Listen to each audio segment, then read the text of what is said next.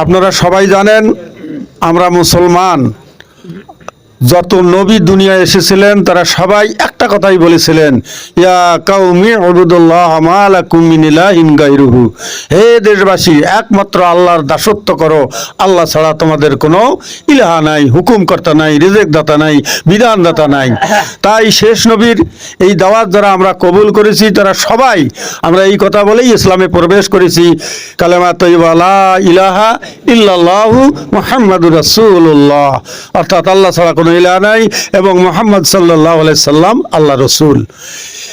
এই কথাকে বাস্তবায়ন করতে আমাদেরকে করতে হবে, কারণ এই কথা বাস্তবায়ন করতে গিয়ে আল্লাহর নবীগণ সমাজে অনেক অন্যায় অনাচার ব্যভিচার এবং নিহত হয়েছেন। তাই কালেমা তয়্যিবার এই কাজটি করতে গেলে এক নম্বরে দুনিয়ায় শান্তি ও আখেরাতের মুক্তি, অর্থাৎ পৃথিবীর মধ্যে দুনিয়ায় শান্তি এবং আখেরাতের মুক্তি কে না চায় বলেন তো, হাত তুলি। সবাই চায়। তাহলে দুনিয়ায় শান্তি এবং আখেরাতের মুক্তি পেতে হলে জীবনের সর্বক্ষেত্রে একমাত্র আল্লাহ তাআলাকে ইলাহ ও তার রাসূল সাল্লাল্লাহু আলাইহি সাল্লামকে একমাত্র আদর্শ নেতা মেনে নিন। এটা তো মেনে নিলে কোনো ক্ষতি হবে নাকি?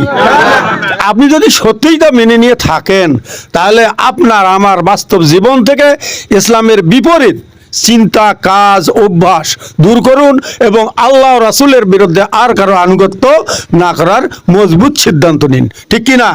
তাইলে আমরা পাক্কা ইমানদার হতে পারবো।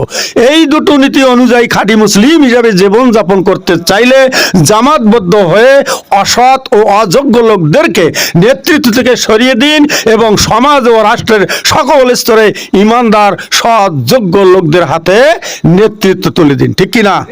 কারণ প্রমাণ হচ্ছে, আপনারা যদি এখন ইমাম ঠিক করেন, একজন চেয়ারম্যান ঠিক করেন, মেম্বার ঠিক করেন, তাহলে সব সময় আপনারা তাকে নিয়ে ভাবেন যে লোকটা কেমন কীরকম হবে।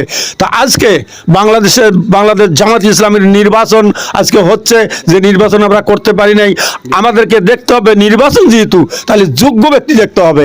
তাহলে এক নম্বরে দেখতে হবে যোগ্য।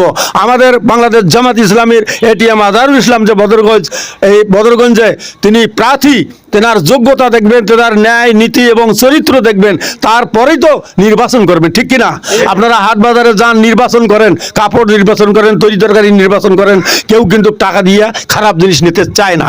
তাই সম্মানিত মুসলিমবৃন্দ, আমি আপনাদেরকে অনুরোধ করব, বাংলাদেশ জামাত ইসলামের পক্ষ থেকে এটিএম আজহারুল ইসলাম যে আমাদের পদপ্রার্থী, তাকে আমরা অবশ্যই ইনশাআল্লাহ আল্লাহর সন্তুষ্টির জন্য জয়যুক্ত করে নিয়ে আসবো। ঠিক কিনা?